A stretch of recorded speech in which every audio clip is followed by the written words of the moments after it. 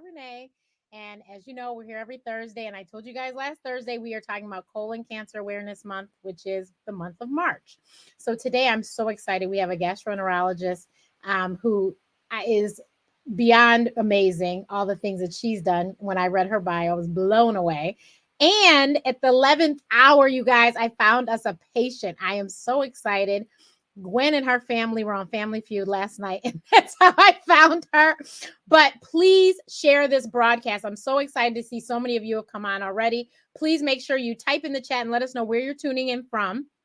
And I know we are on Facebook, we're on YouTube, and we're on LinkedIn. Please make sure you share the broadcast because this is important information. Black people are dying at alarming rates, and Dr. Lassiter, I'm sure, will tell us what these rates are. But it is really sad how young we are getting. We're getting colon cancer and dying. So, thank you so much, and I will bring them on. Hi, ladies. Hi. Hello. So I forgot to ask, you want to go by Dr. Lassiter or Dr. Janese? Doesn't matter. Whatever you got. Whatever's easy. Okay, so we're going to start with Gwen. Please tell us your fabulous story. And I'm so happy that it is a great story. Yes. So my name is Gwen, and I am from Memphis. You probably knew that from Family Feud. Yay. Too bad we didn't win, but Yes. I've met a new friend, right? Right. So I was diagnosed in 2018. Actually, I know my date, November 9th, 2018. And probably for about a month and a half, I had experienced some rectal bleeding. Not a lot, just a little bit. When I would wipe, it wasn't anything to fill in the toilet or anything like that. But I knew that wasn't normal. I'd had, hemorrhoids in the past, but it just didn't feel, the same. So I decided I was going to go to the doctor, but it was kind of odd because some of my friends were saying that I was losing weight, and I didn't really see that because I'm already small and my clothes didn't feel any different. I didn't feel like I was losing any weight, but I heard that from one too many people. And so I went ahead and scheduled an appointment to go and just see what was going on. And I was 49 at the time. So the doctor did not do a rectal exam or anything like that because I was going to turn 50 in January. So he just scheduled me to go to see the gastroenterologist. I went to see him and he did an exam, but and I guess Dr. Laster will know, you guys don't really tell the patient anything at that point, He did the exam and he said, yeah, I'm going to go ahead and schedule you for a colonoscopy. And at the time, so matter of fact, let me move back. So that was actually probably the end of October, because then my brother was getting married in the Dominican Republic. And so I told myself, well, I can go and get my colonoscopy, but I don't want to go right now, So, and he was so professional. He's like, just don't wait. You can go when you come back from out of town, in which I did. I returned to the States like that Monday. I went and got my colonoscopy that Friday, and they told me that Friday. It was, oh gosh, I'll remember that the rest of my life. He came in and he was like, looks like you have cancer. And I was like, oh gosh, you just don't want to hear those words, but I have to say it was, they told me it would be a year. So, and it was a year to the date that I went through my full process. So I started chemo in December. And from there, I talked with my oncologist and she was absolutely great. They just gave me everything that I needed. They said, look, you're going to do chemo, then you're going to do radiation. You'll have your surgery. Then you'll have a temporary ileostomy, and we hope it'll be temporary. And if all goes well, you'll get it removed.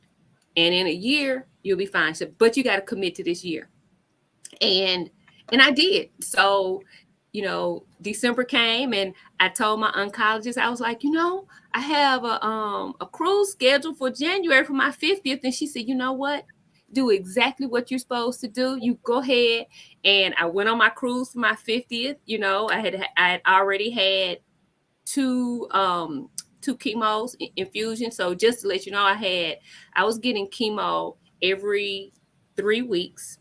And then the off weeks, I had a chemo pill. So I was taking chemo orally and through infusion. And so I did that through March. And then in, let's see, May, because you have to wait about a month to start radiation. I did radiation 5 weeks, started in May. And August, I had my tumor removed and I got my ileostomy. And you know, and it was definitely an adjustment. So I kept that for 3 months. And just to know, my ileostomy and my mom, and you know, we had a girls' trip with some more friends, went to Italy, ileostomy and all.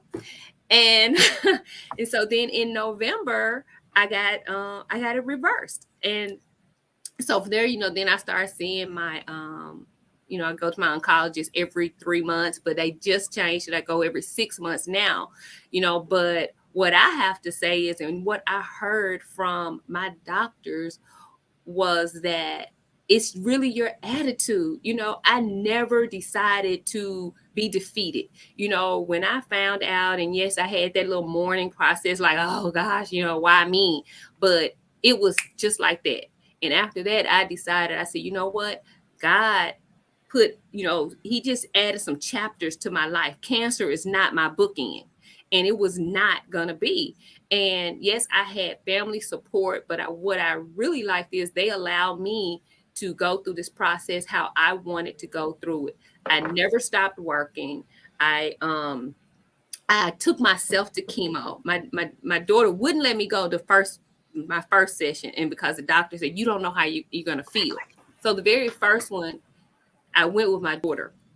I didn't allow anybody to go with me after that because I didn't want them to. I wanted to drive myself. I went to chemo, and after chemo, I went to work. And you know, radiation, I drove myself, you know. But then the last thing they did, they said, well, you can't go to the last one by yourself because we want to see you ring the bell. So I allowed my family to go with me, you know, that last time. But I appreciate that because they allowed me to move through this process how I wanted to move.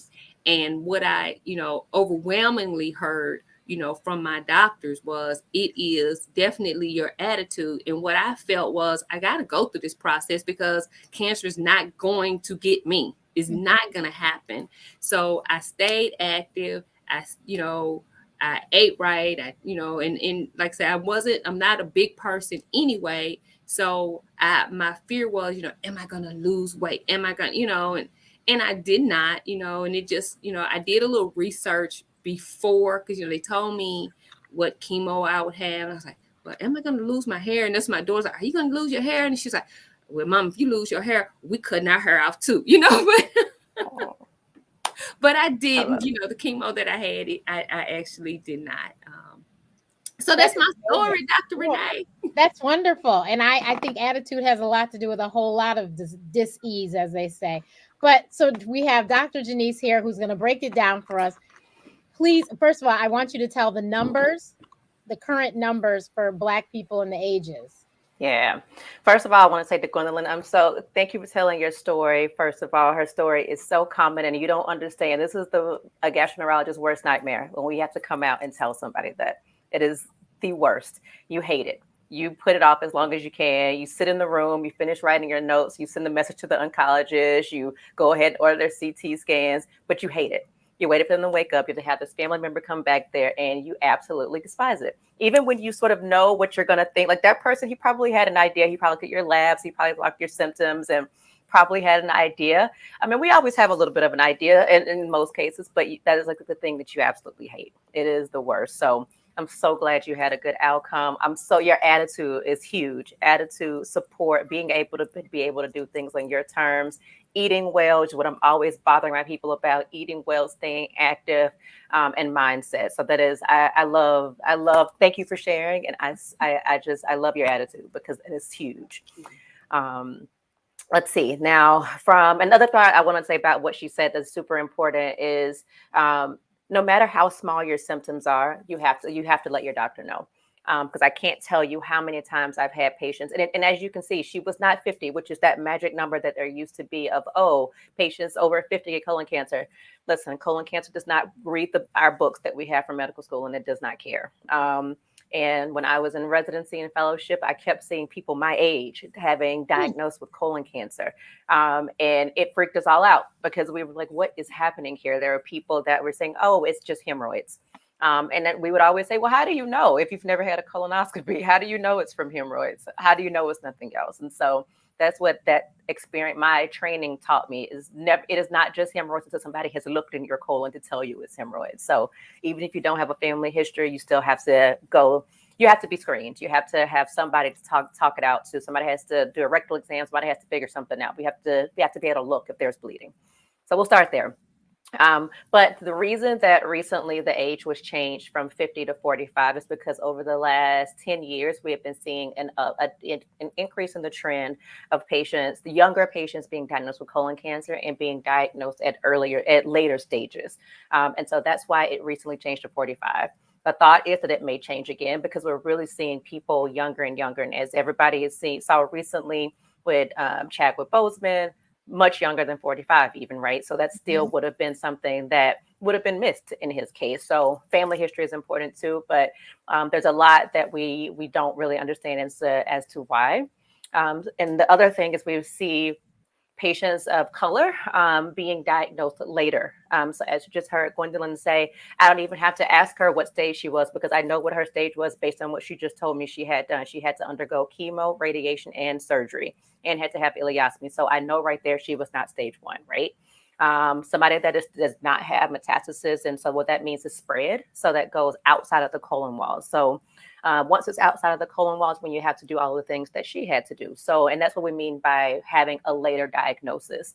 I love it when I go in and it's something that I say, oh, great, I got the CT scan. There's no other spread outside of the colon, meaning to the lymph nodes or to the lung or to the liver or anywhere else, because we know that person's going to be able to have a resection of their colon. They won't even need an ileostomy bag. They can be reconnected and they don't need chemo or anything. They have to follow with the imaging and labs with their oncologist and come back and see us within a year to have a repeat colonoscopy, but it's a much simpler course, right? And so that's what we were seeing over the last 10 years as the data has shown us, that not only is there sort of an uptick of patients being diagnosed at a younger age, there's also been an uptick of patients being diagnosed later. And that's a lot of times, I think, in our communities because of patients just saying, oh, it's just because of hemorrhoids, or, oh, it's because I wasn't eating great. Oh, it doesn't happen all the time. It's not that much. And then also not being really aware of family history. So I think those things are really important. And I think it's just sort of us, educating as much as we possibly can about sort of the procedure itself and it not being that sort of, invasive of a procedure itself. And it's not a harmful test and it's super easy to do. But that's sort of been what we've seen over the last, 10 years. And what we've seen is an increase sort of across the line, across the board in every single demographic, and especially in African Americans, people of color, it has been diagnosed later, which makes it harder to treat. And not everybody is as lucky as Gwendolyn. So if it's, too far spread or the disease is too bulky, you're further down the line, then it's not curable. We can try to, keep patients with us as long as we can, but it's not curative at that point. So that is sort of why it becomes more deadly in our populations, because we are diagnosed later. And so that's what what we are out here trying to prevent and to try to get the word out about. So everyone, I want you to make sure you understand that colon cancer is a curable cancer, but you have to find it early, which is why it's important for you to pay attention to rectal bleeding, pay attention and make sure that you know family history so you get your colonoscopy when you need to get it. So if you have zero family history, you should get it at 45. But if you have a family history, you have to get it 10 years before the person was diagnosed. 10 years before that. So we just talked to Gwen, and Gwen's children will have to have colonoscopies between 35 and 40 because she was diagnosed at 49. But we know because it was a later stage, she had it for a couple years. And so that is why it's so important to know family history, because you want to make sure that you tackle this quickly. And, you know, a lot of people like to be completely in the dark and in the clouds about things. And, well, if I don't know, it doesn't exist. Well, that's not quite true. That does not work at all. Knowledge is power. You know, especially with any cancer, the earlier you know, the more likely you are to survive. So, you know, it's much better that you pay attention to these things. So I want you, Dr. Janese, to please tell us, when you say good diet, please let us know those important things that should be in your diet for good colon health. I love that question, because inevitably, let's say we do a colonoscopy and a patient wakes up and I've taken out 7 polyps. And I tell them how many polyps we've taken out and how many we take out tells us when you need to come back, right? And every patient will say, oh my God, how many polyps? Oh, that's terrible. I'm so glad we took those out. But what can I do to prevent that? I'm like, I'm so glad you asked, right? And so what we talk about with diet is I sort of start my spiel with everybody knows that you smoke, there's an increased risk for lung cancer. Everyone knows if you have excessive alcohol intake, it's increased risk for liver cancer. But what everybody conveniently forgets is sort of what foods have increased your risk for colon cancer. And so we know red meats and processed meats are the 2 biggies. And everybody sort of closes their ears and like la la la la la la when it comes to that, right? But we know they've been labeled as carcinogens and have increased risk for colon cancer. And so what do I mean by processed meats? This is when my dad gets upset and annoyed. But this is bacon. I'm from Alabama, so this is the problem. Bacon, sausage, ham, the pork, all of the deli meats that we eat. All of those, those fake meats, all of the red meats, these are all things that we know are carcinogens. And even up to just 50 grams, a person that has 50 grams a day of those sort of processed meat has an 18% increased risk of colon cancer. 18%. And you know what 50 grams of bacon is? 4 strips. That's 50 grams. 4 strips of bacon. And so just to give you just an idea. So those are the first thing, is reducing those, right? And so and what do we want you to have? The average person. So we want people to get more fiber in the diet, more whole foods, more fruits, more vegetables. And so the recommendation for fiber intake is about 25 to 30 grams per day. And I always joke that everybody who's comes to me to talk about weight loss always talks about, everybody's worried about how much protein they're getting. I'm like, y'all are not protein deficient, but I know what you are. You're fiber deficient. This whole country is. Everybody has constipation, abdominal pain, and bloating because they don't poop. And so getting people to get enough fiber is huge. And why as gastroenterologists, we care about fiber, not only so you can have bath movements and go, and poop, but it's also because that's helpful for your colon health. So the fancy word is colonocytes, but for the health of your colon, that's what it feeds off of, right? So that's what gives these fancy things called short chain fatty acids that are what feeds the colon. And why do they get that? From fiber. So from a fiber-rich diet. So getting patients to eat more fruit, more vegetables, more whole grains. You don't have to be afraid of carbs. So our goal is to give you sort of nice, complex carbs, trying to get people off of the processed food and trying to reduce the meat intake. So especially the red meat and processed meat. So I try to get people to eat more fatty fish because that's going to be good for your overall cholesterol health. And so fatty fish, lean things, no fried food, trying to get away from all the processed foods, the sugary drinks, the sodas, all of that fun stuff. And those are sort of a diet sort of for good colon health. So more fiber, and getting rid of that processed people to do fiber because fiber removes the fat. So did you hear what I said, you guys? Fiber removes the fat. So if you eat fiber, it removes the fat. So then, hello. It helps with weight loss. Exactly. That is, and so that's why I drink my fiber in my water every day, all day. I drink it. So they say every meal you should try and have protein and fiber. Yep. And I talk to patients about that in so much detail. And so the nerdy part of the reason why that works is it changes your microbiome. So that's those little bugs in your gut that are trying to live, that changes that environment there. And what that does is, I had a friend from fellowship who would always say, man, if I look at a cupcake, I gain weight, but you won't. How is that? So why is it so different? It's because of the microbiome we've created, right? I don't drink soda or do the processed food. She lived on soda. And so those bugs that you create, and so studies have shown us that it's depending on your microbiome, how your ability to break down and sort of use energy differs. So people are able to use energy more efficiently, meaning you're able to break things down and your body can dispose of it more efficiently if you have a particular microbiome versus someone else that has a lazy microbiome and decides they're going to we'll just dump it off in here. We're not going to do anything to get rid of this extra energy. We're just going to dump it in our liver. So people have fatty liver. We're just going to dump it right here. So you have increased abdominal fat. And so by changing your microbiome, you have less of a affinity to sort of gain weight too. So fiber is your friend, and it keeps you full longer because it takes longer to digest too, from a GI physiology standpoint. It sits around in your belly longer to sort of digest through. It takes longer, so you feel full longer. So you're not going to be eating all day long and not eating all that processed food once you have a big fiber-rich meal. And fiber also lowers cholesterol. Yep, it's beautiful. So all these things that you could, all these weight loss, over obesity, high cholesterol, all these things can be fixed by fiber. And fiber is in, like she said, fruits and vegetables.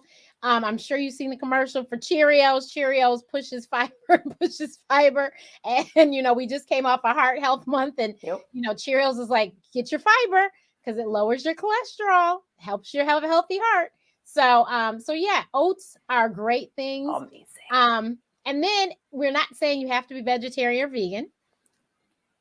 You just have to do things in moderation, and then you can have lean chicken and lean turkey, and there's other things. We don't have to have steak every day. Yeah.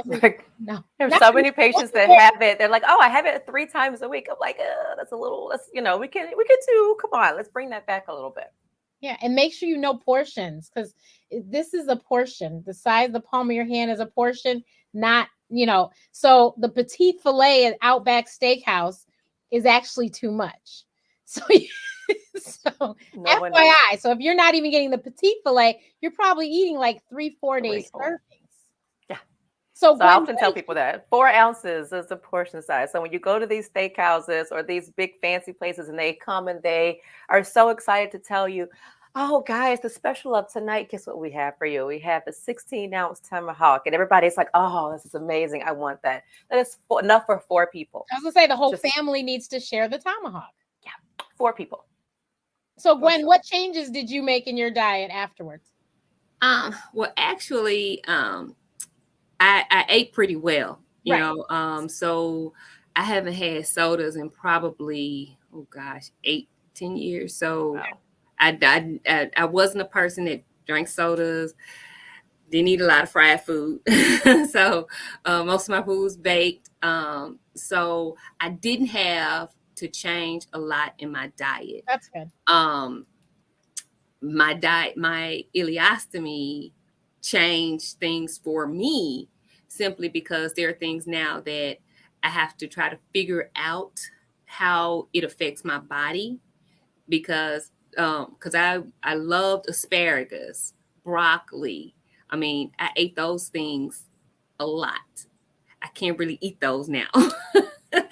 So I have, I work with a dietitian to try to help me. I actually asked my oncologist if he could refer me to a dietitian because I felt like I wasn't getting the nutrients that I should, simply because my body was not reacting to it, so where I didn't eat fried foods, I could eat French fries and it not bother me, but I would eat, broccoli and I'd have pain, so I just kind of, work with her and just try to figure out what I can eat, so I do smoothies, things like that. Not a whole lot, but try to get in, those vegetables and fruits and things that way, because I can't do a whole lot of cook now. It doesn't react well.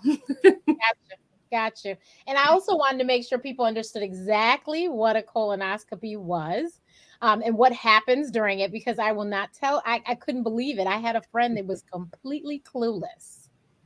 And I was like, you're an educated person. You had no idea. People have no idea. I had my first colonoscopy in November, you guys, and it really was not that big of a deal. I received all the directions. They emailed them to me, and they were on the box with the prep. But I had all the directions. They said, if you have any questions, please call us. I made sure I understood everything. But I had to drink this liquid. It was 2 little bottles. I had to mix it with water. It did not taste great, but it wasn't a whole lot. And they tell you what times you have to take it. My appointment was first thing in the morning, so I had to wake up in the middle of the night to drink the second dosage. But like I said, wasn't a big deal. My appointment was on a Monday morning, so I couldn't eat Sunday all day, right? Mm-hmm. Yeah, so Saturday night was my last meal, and then Sunday all day I couldn't eat. All I could do was drink clear. Well, they gave me some options, so I just drank water, but you could drink there was some other options I could have drank. Do Jello, popsicles, ginger ale, you could do Gatorade, anything that is clear, anything that is not red or pink to stain the colon. So yeah. Anything that is liquid. You can't do milks or creams or anything solid, but if it's like a see-through, you could even do black coffee because that's clear. That's considered a clear liquid. Yeah. So so what I do, I've told my Black doctor audience before, I put drops in my water. The drops are, I have Orange Crush and Grape Crush. So, and they are 0 calorie, and they help me to drink because I drink apple cider vinegar too. And so that helps me to get that down. So I was able to drink that still. I just had, and I also drink cherry Starburst. So I made sure I didn't drink the red. I stuck with, and they said, mix it up, the colors. Okay, fine. Did that. So I just did it. I just couldn't eat all day Sunday, which I intermittent fast. So I haven't eaten today yet. So it really wasn't that big of a deal. I did tell my mother though, when I finish with this thing, I'm going to eat something, and it's going to be really ravenous and crazy because I was just so excited that I could eat. But, so I ate after my procedure. Because they put you to sleep, it was over in 2 seconds. I woke up and no pain whatsoever. Yes, I was going to the bathroom all Sunday night, but that's what they want. Yes. They were like, "Are you cleaned out?" I said, "There is nothing left." Good. Nothing left. That's what we love to hear. And because I drink so much water, it was awful that I couldn't drink my water when I woke up. But I'm like, okay, I will be able to drink my water when this is over. Let me get my water bottle ready. And so that was that. And they were very nice. Everyone explained everything. Because I have asthma, the anesthesiologist was like, and I have food allergies. He was like, there has been some study. He handed me the paperwork and everything to read it. I said, I trust you. I've had propofol before. I'll be fine. Those that don't know, propofol is what Michael Jackson, unfortunately, had way too much of. But I had my propofol. I was like, I'll be okay. I've had it before. I'll be okay. He's like, okay, great. And sure enough, I was fine. Woke up. They explained everything. She actually handed me the report, which I was like, this is like the bomb. No other physician does this. She said, we will send it to your doctor, but here is your copy. And that wasn't because I was a doctor, you guys. This is everybody handed me the report. In color. Yes. And she explained everything. Do you have any questions? No. And, it was great. Like after I came, I was on the, bed still. She's talked to me then, but then I went in office, sat down with her. We talked, went over it. She said, you don't have to come back for 10 years. And that was that. It was not a big deal. And let me tell you guys another thing. I told Dr. Janese, I lost 5 pounds in that 24 hours. I was like, and I am a very regular person, but I was just like, okay, we're just flushing. Okay. And it was not that big of a deal. And yes, we see the commercial for Cologuard. I think every day that commercial comes on. But you guys, we as a people, if you look like me, as Dr. Janese said, we cousins. And as all of my family, I need you all to go get the colonoscopy, and don't get the Cologuard. Just go get the colonoscopy, because if they find something in Cologuard, you're going to have to go get the colonoscopy anyway. And not to mention, who wants to sit there? Before I was a doctor, I worked in an OBGYN's office, and that's when Cologuard just came out. And do you know people was mailing us they poop? Because they didn't read the directions. Mm-hmm. At least 2-3 a week. Mm-hmm. It was awful. Awful. You're right. Rub your nose, Gwen, because it was stinky. It was nasty. And I was like, oh my God. So you do not want to deal with all that, you guys. You don't have to go in the toilet and touch your poop. You don't even have to do that. No. Just go have the colonoscopy. And then let me tell you, because I'm so smart, I applied for not one, but 2 studies with my colonoscopies. I was like, if I'm going to get it done, I might as well get it paid to get it done. I ended up making $350, $400, I think. That's awesome. Yeah.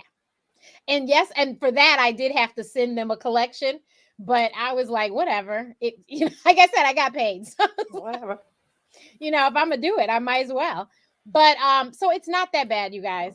Don't worry about what everybody's. It's not that bad. And literally, there are different kinds of preps. Mine's, like I said, it didn't taste good, but it wasn't that horrible. There are powder preps. And have you heard about this pill? I know you have. I have. I heard about it, and I haven't used it on a patient, so I don't know how well it gets you clean.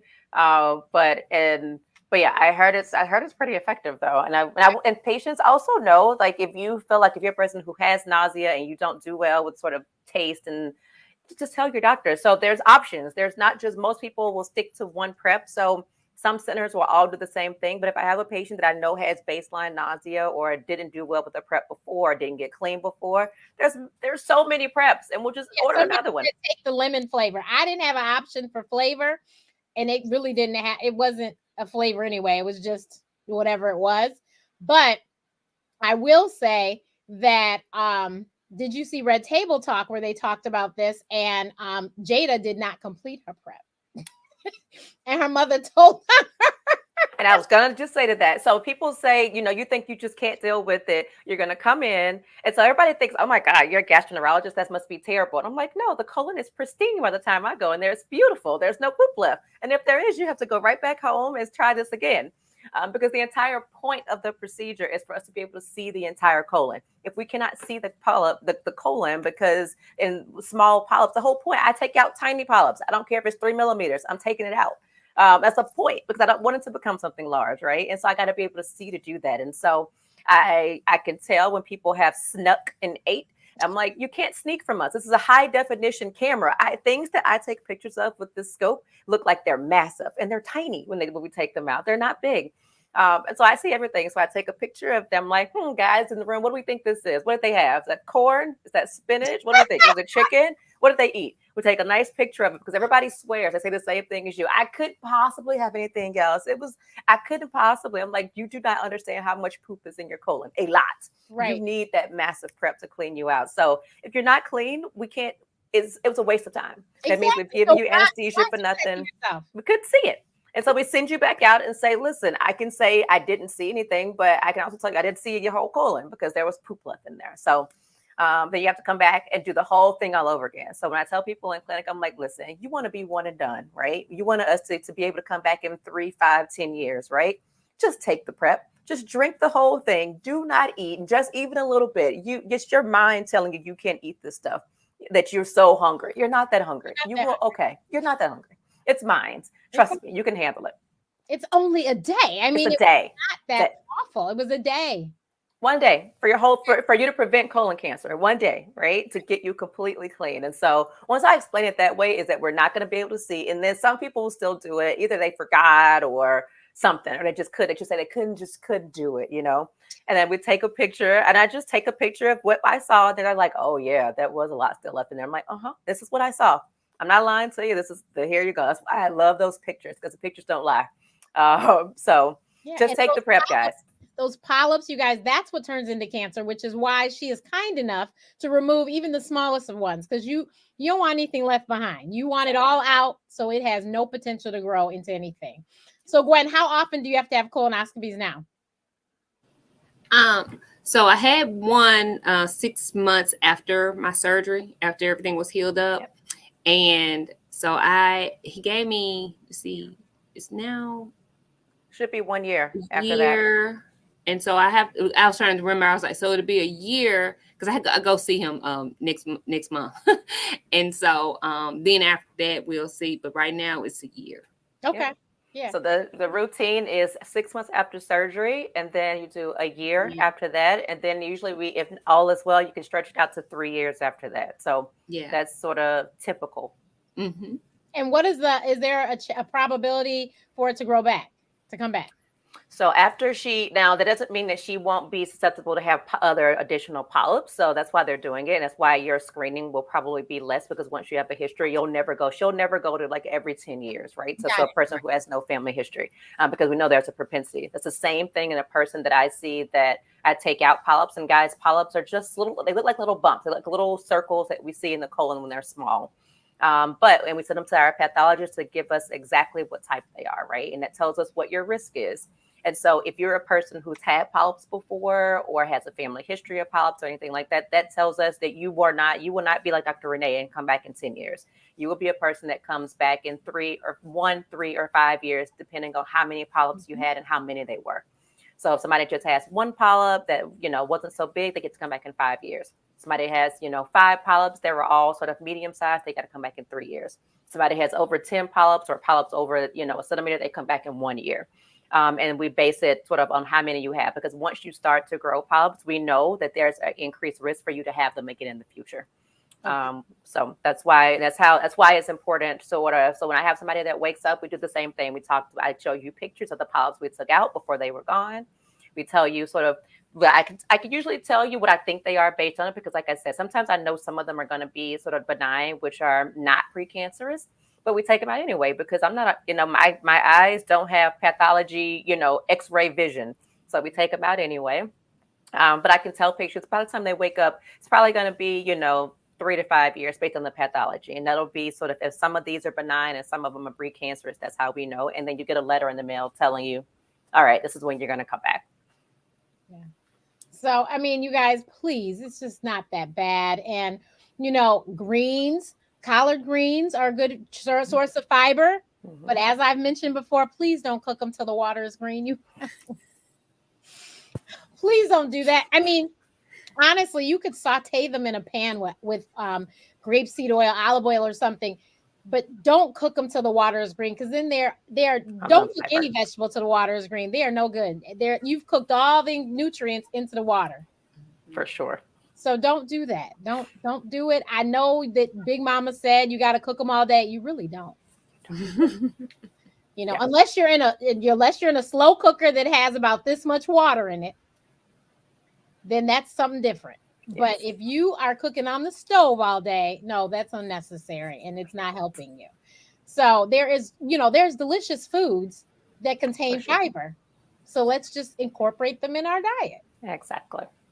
And so we can prevent all of these people dying so early from colon cancer.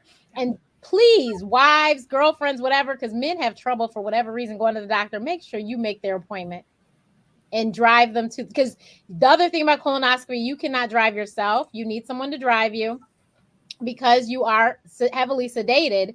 You can't drive a car afterwards. So therefore you have to have someone take you and pick you up or stay and wait. It's not long, so it's not a long wait. Takes 20 minutes to do patients can't believe it. I tell them, by the time you wake up, you will be asking me, are you going to get started yet? And we are already done. And that's typically, they're like, oh my God, that quick. I don't even remember going to sleep. Like, that's how we like it. And I think another thing is it's so much stigma. Like, even my dad was late getting his colonoscopy. And I said, you know what? You're going to make me look and that's exactly what I told him. You're going to make me look like the world's worst daughter if you have colon cancer. Are you kidding me right now? And that's how I guilted him. But I think our men in particular, it's something about, is the stigma about, something in your backside. What am I going to feel like afterwards? You feel like nothing afterwards. You feel absolutely nothing. It is, you will feel nothing. And trust me, the other thing I had to tell my dad was, no one cares. Do you know how many colons that we're doing a day? No one is looking at yours as the special one. Okay. The special bottom. My dad was very concerned that his bottom was very, very special. So I had to let him know it was really not. And no one wanted it but my mother, no one else. Okay?